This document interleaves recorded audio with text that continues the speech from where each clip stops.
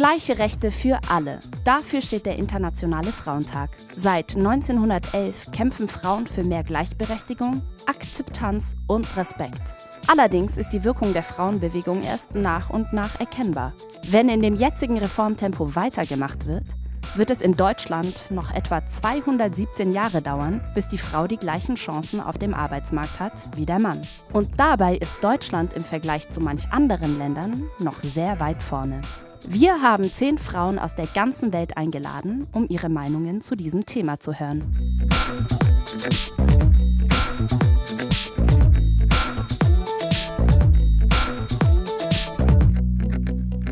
When I was 10 or 11 years old, I went to this birthday party of a classmate, and I guess, I don't know why, I thought it would be cool to put glitter on my arms. And you know, it was the early 2000s, so glitter was all the rage. And I guess when I got there, it was a bit much, and everyone started calling me a slut and a whore and things like that. That was the first time anyone has ever called me a whore. And I was 11. I had never kissed anyone. I looked, you know, I've always had the very childish appearance. Back then I looked completely like a kid. And that was the first episode. I was so upset after that. I was, you know, am I giving the wrong message? What am I doing wrong? And this repeatedly happened throughout my teenage years, and I didn't understand what is it that I was doing, because it had nothing to do with what I did or did not do sexually, because I ended up having sex I had later than most people. And then one day when I was older, I realized that it had nothing to do with who I was sleeping with or not sleeping with. I was constantly being called a whore and a slut whenever I was expressing myself freely, because that is seen as a threat. And people don't even realize that they see it as a threat. It's just that we are so used to having women acting oppressed and being oppressed, that when they somehow deviate from that, that is seen as something that is dangerous. I think that there are a lot of examples that I can point to in my regular day-to-day life in the office where I can say, look, like I did this because because I felt some weird pressure from whatever constraints femininity has put on me. As many political scientists have already said, you are not born a woman, you are made one, through the whole experiences of your life, through the way your parents talk to you, through the way your teachers talk to you, through the way people treat you on the streets, how they want to kiss you, how they want to cuddle you, how they think that you are a sweet little girl. And when you see all of these experiences and the things that come out of this, like you definitely see also sorts of discrimination towards you, sorts of you can't do something because you're a girl, or you can't things that you can't do because you're a girl, things that you are not allowed to do because you're a girl, then you start thinking about it, right? You know, what I chose to study at uni, I knew I wanted to study it, but I do feel like I discouraged myself from studying things like maths or any STEM subjects. It's not like I was like, I'm a woman, so I can't do science. But whenever I was at college and I met girls that were studying biology, chemistry, physics, and maths, I was like, why are you doing that? But then when a boy told me that, I was visiting a friend who we had sort of a thing going on, and his apartment was like really disgusting. It was a terrible situation, absolute pigsty, and I cleaned it. And in the moment, I didn't realize what was going on, but afterwards, I realized that in a lot of ways, I had been cleaning it to sort of aggressively point out that I was female to him, be like, look, here I am. And when I realized that like that was what had been going through my mind, I was so deeply disturbed, because like that's not me. I don't clean. Like I don't clean my own shit. Why am I cleaning some random guy's? It was very sad, but the apartment did look much better afterwards. And I feel like in a lot of ways that's something that the patriarchy tells you to do. You know, like by proving your femininity, by proving like, look, I could be a good housewife. in some way, I was making myself more romantically plausible to him. That was what I felt. It did not work, by the way. So I wasted an afternoon. When men are like, oh my God, you're not like most girls, or you're different. I'm like, what does that even mean? Shut up. I have so many great stories about sexism, but what woman doesn't? It's not enough to not engage in sexist behavior. It's not enough to not harass. It's not enough to not violate. You have to call people out there doing that. I still think sexism probably affects, whether or not you actively think about it, it probably affects every single part of your life. In my country, like a few months ago, it happens. A European went to my country, and we call it pedophile, and do whatever sexism towards this 17-year-old girl, and he was later released and sent back to his country. Nothing happens. So things like this should be looked at. Things like this should be talked about. Not just me, if I came across sexism, or how do I feel about sexism and so on. There are many people whose situation should be looked at. These people should be considered as well. I used to work in nightclubs, which is a very interesting and oftentimes disturbing study in humanity. And on multiple occasions, you know, guys would grab my ass, or they would force me to kiss them, or just, you know, various instances of minor sexual assault. And whenever I brought this up with my father, his response was not, wow, that sucks, men are shit, or like that was shit, or even that particular man was shit. It was always, maybe you shouldn't be working that job. I mean, they do make you wear kind of a slutty uniform. And in a lot of ways, I think he's just trying to like be the counterpoint to my frantic anger in that situation. But I personally, in that situation, in the situation itself, after the fact, I can get very angry. When I'm in the situation itself, I mean, when this guy, for instance, when I was at work, forced me to kiss him. In that moment, I just like turned around and left. I didn't say like, that's inappropriate, that's really fucked up. I said something along those lines, but in a very gentle way. This was all also happening in German, so the language barrier was a little bit, you know, I'm not super great at like ripping people out in German, which is a great language for that, so I should get better at it. But I just kind of quietly turned and walked away, and one of the bouncers asked if I wanted him to throw the guy out, and I was like, no, you know, he's drunk, he's having a good time, I don't want to ruin his night. I don't want to ruin his night. He just sexually assaulted me, but I don't want to ruin his night. Sexism affects everybody. Toxic masculinity is a massive problem. You've had sex with a girl that was too drunk to consent, and no one says anything, you're gonna still think that that's okay. I write erotic fiction, and I have a blog about sexual health, because that has been a huge taboo my entire life, and I've suffered so much with it. I remember that when I discovered what masturbation was, I was feeling so guilty afterwards that I would cry myself to sleep, and I would think, if my parents ever find out about this, they're gonna kick me out of the house. I would have nightmares of what the consequences would be. And meanwhile, for teenage boys at the time, you know, talking about these things was kind of a fun joke, and they had all the freedom to explore their sexuality when they were 12 or so, and these things start to come up, and for them it's just a fun ride. And for me and for other girls my age back then, it was riddled with guilt. So I remember one day, I was talking to my best friend. We were 13, and we confessed to each other that we did that. Like, it was the most awful secret.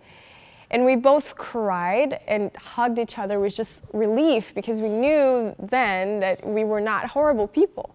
I think that women do need to listen to men, but at the same time, women need to know when to stop listening to men, because women have been listening to men for, you know, millennia. Wir bedanken uns nicht, dass wir hier sind. Es ist ein Recht, dass wir hier sind. Es ist ein Recht, dass wir hier jetzt sitzen, und das gebührt uns. Wir gehören genauso wie ihr hierher. I have the opportunity to decide on my own. I have the opportunity to do whatever I wanted to do, protected by the law, depending I am doing it accordingly to the law. The thing that's most prevalent is violence against women. And whether that is domestic violence, violence against sex workers, just the more marginalized you are, the more exposed you are to these things. Jede vierte Frau in Deutschland ist von häuslicher Gewalt betroffen und das zu über 90% von Männern ausgeführt. Yes, we have been voting for over 100 years and still we don't have a solution to this. Ich bin immer noch der Meinung, dass Gewalt an Frauen in unserer Gesellschaft nicht genügend geächtet wird. Also es wird in vielerlei Hinsicht toleriert oder unter den Teppich gekehrt. Es gibt das Wort Victim Blaming, also knapp 30% in Deutschland sind der Meinung, wenn Frauen Gewalt erfahren, dass sie Teilschuld haben. You are a guy and you're with your friends and they start talking about this one time this girl got really drunk and one of them had sex with them, or they start telling this very sexist joke. And instead of just not appreciating and staying quiet, call them out. Because that's the hardest thing to do. It's much easier to go to the Women's March and have a sign and everyone's gonna think you're so, you know, everyone is gonna be so proud of you. Oh, look at you, you're fighting for women. But the hard thing is to break into those strong core patriarchal places that we women are not allowed.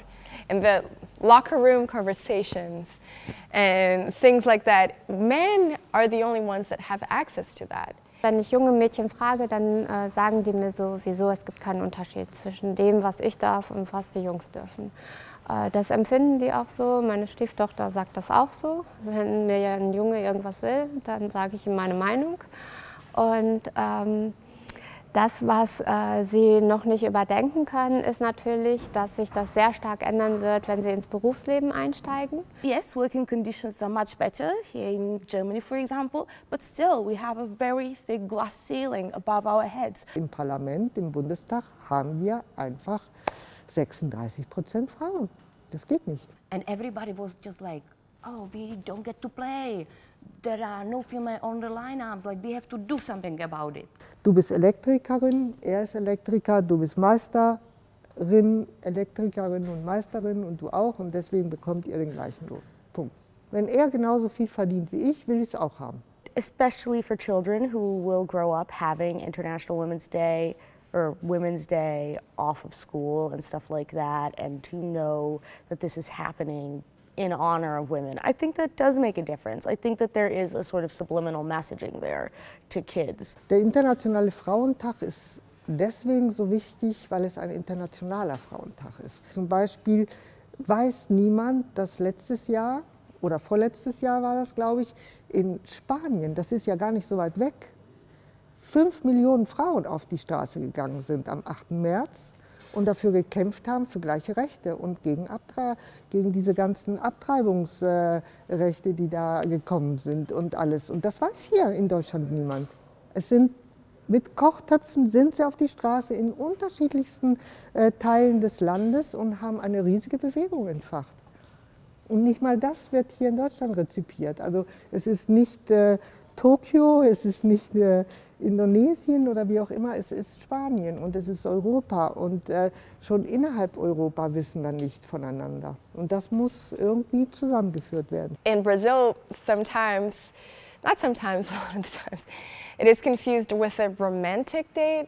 So girls, you know, will get flowers or things like that. It's just so wrong. It's just so distorted from the original thing because women were killed fighting for the rights of equal salary, for justice, for social justice. And that day is a homage to them. And it's been so hijacked and so distorted that, you know, we start celebrating gender stereotypes and selling things on this day instead of, you know, this is a day to mourn and to honor those women that died for us so we could have those rights. I think that the female movement in Berlin can be a source of inspiration for any female movement in any other place in Europe or outside of it.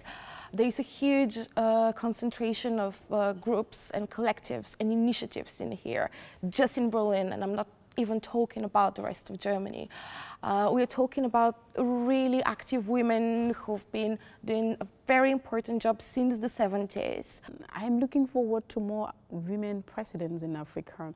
In my country, we've never heard. While certain groups of women are having the privilege to discuss things, they're much more advanced. There are others that are still fighting to get basic rights that we sometimes take for granted. And I think it's a big responsibility of feminists that live in developed countries, feminists that have the financial means, that have access to higher education. They have a duty, so to speak, to use that immense power that comes with all of those things to strengthen the fight of these marginalized groups that are still, they're still being targeted with so much violence. Last year we had something in Spain. We had like a couple of millions of women on the streets blocking the streets and marching for their rights. We had the March for Women's Rights against Trump. We have a big march of Brazilian and Argentinian women in Latin America marching against ongoing fascism there. So we have both like very radical regressive forces and very progressive female-led feminist forces developing at the same time. I think that in a lot of ways the strides we've made in recent decades can disguise how far we still have to go. I wish that with voting rights we could have just relaxed and say, that's it, now we can focus on other things in our lives. But unfortunately that's not the case. There are very many things that we take for granted nowadays, like for example something as simple as maternity leave. That's not something that we've always had, and that's something that we had to fight for. In my opinion, right-wingers are going to get even more power, and which means that the feminist movement and the progressive powers need to gain more power, need to be better organized, and need to find ways to mobilize better. I think it has a lot to do with young girls. I think that young girls are really the future. And all the young women that I know, the girls that I babysit, that I've been babysitting for 7 years, they are 9 and 14. You know, when I think about how deeply feminist they are, it makes me so emotional. It makes me so happy.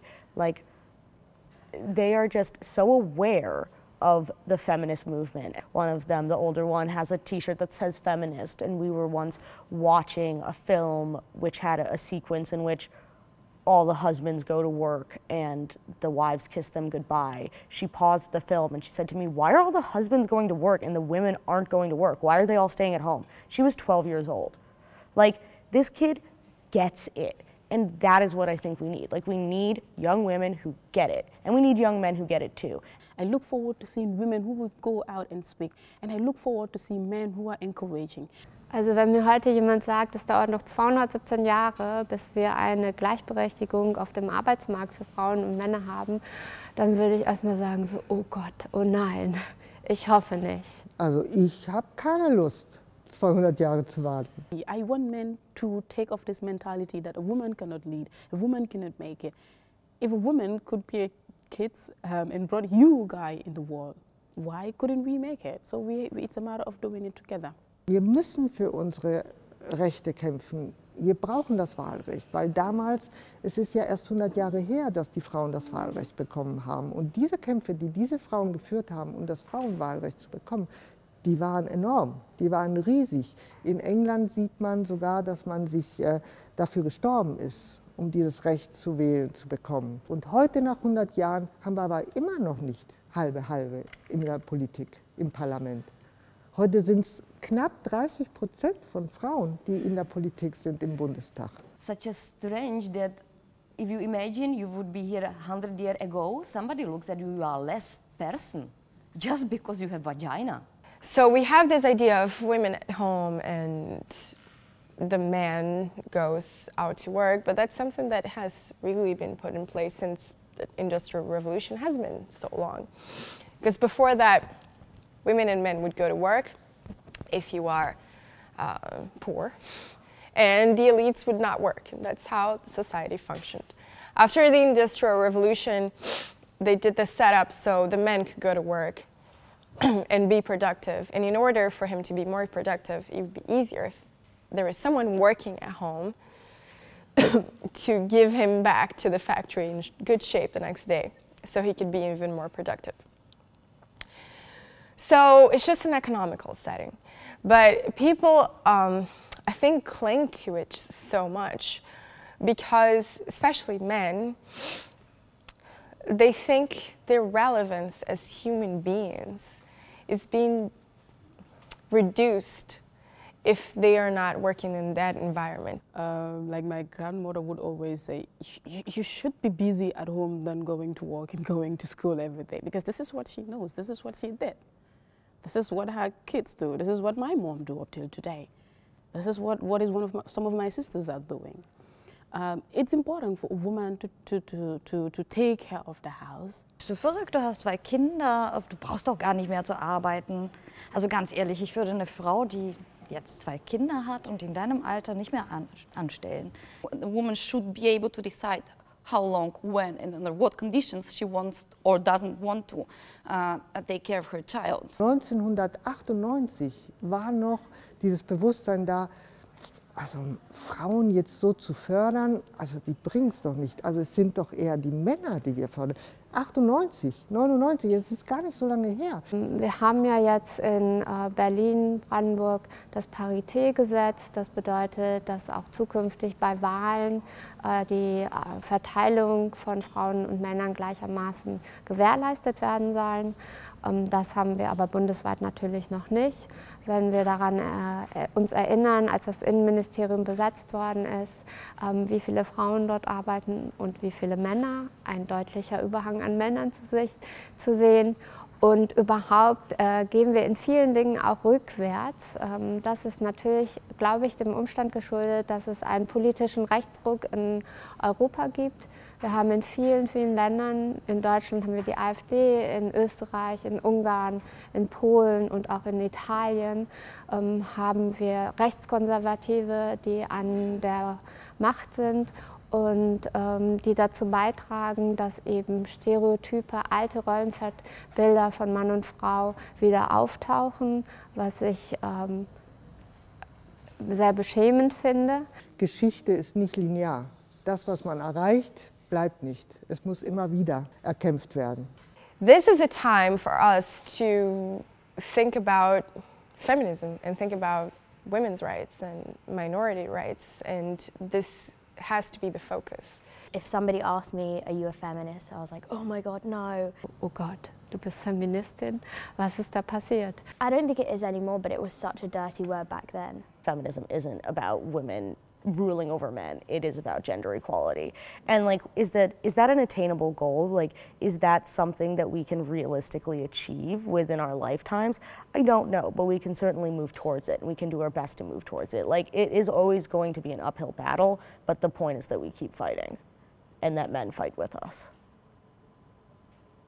Ich als Frau möchte über meinen Körper bestimmen. Es ist unglaublich wichtig, dass eine Frau, wenn sie feststellen sollte, dass sie weder die Mittel noch den Wunsch dazu verspürt, ein Kind auf die Welt zu bringen, auch die Möglichkeit hat, zu sagen, ich lasse es nicht geschehen. It was my fault, of course, because I didn't use pills anymore, because I didn't care. And voila, I got pregnant and I was only 21 or 22. And I could not even imagine that in my state, and we were just about to break up, I just didn't want to have the baby. It wasn't possible for me to have it. When they started to talk to me, oh, are you sure you want to kill your baby? Maybe you can keep the baby and later give it for adoption. And I was thinking like, oh, if I already go through the pregnancy, maybe then I would also feel so much love for the baby. I would never put my baby for adoption if I would.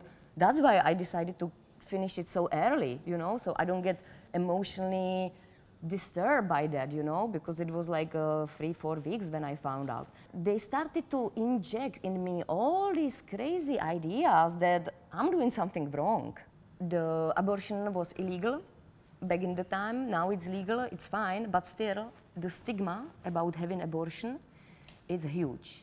And it's not huge just the social stigma, it's your personal stigma, because if you are born and raised in the society which is maybe a little bit like Czech, it's not super Christian, you know, but there is still some roots. And of course, if the woman has an abortion, it's something, you know, everybody feels it like morally wrong, and nobody talks about it. It's taboo. It's you don't say like proudly, you know, like I went through it and I survived and I'm emotionally and mentally fine.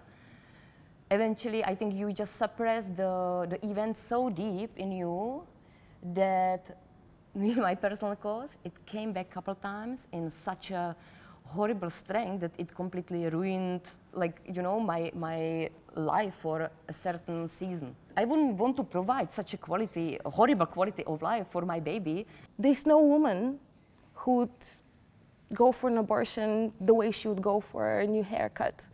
Abortion is always linked to a very specific, really difficult life situation that really varies from person to person. And it's really important to stress here that abortion is really about choice. Not having that right to abortion doesn't mean that people would not perform abortions. They will. They would just risk their lives and suffer unnecessary further pain or lose their capacity to have children in the future. Wie kann man so eine Diskussion führen, dass man nicht auf seiner Webseite schreiben soll, ich führe Abtreibung durch, und zwar mit diesen und jenen Methoden. Und das Gesetz, was jetzt gerade erlassen worden ist, zu sagen, ja, ich kann auf meiner Webseite schreiben, ich führe Abtreibung, aber ich darf nicht schreiben, nach welcher Methode ich das führe, weil das schon vielleicht dazu führt, dass Frauen sich angesprochen fühlen und als Werbung angesehen werden. Und wir hoffen sehr, dass wir politisch doch nochmal eine andere Kehrtwendung erreichen, dass Paragraph 219a abgeschafft wird. Because the thing is not a problem for you, doesn't mean that it isn't a problem for someone else. More encouragement, more support. We have to do it together. Please stand up, you know, say something. Don't just let it go. We have a voice and we want this voice to be heard. Es ist die Sichtbarkeit. Man muss sich trauen, man muss nach draußen gehen, man muss dafür kämpfen, und desto mehr es sichtbar wird, desto mehr verliert die Öffentlichkeit die Ängste dagegen, und desto mehr selbstverständlich wird es. Thank you. I got into it, thank you. LOL. Okay? Very good. Thank you so much.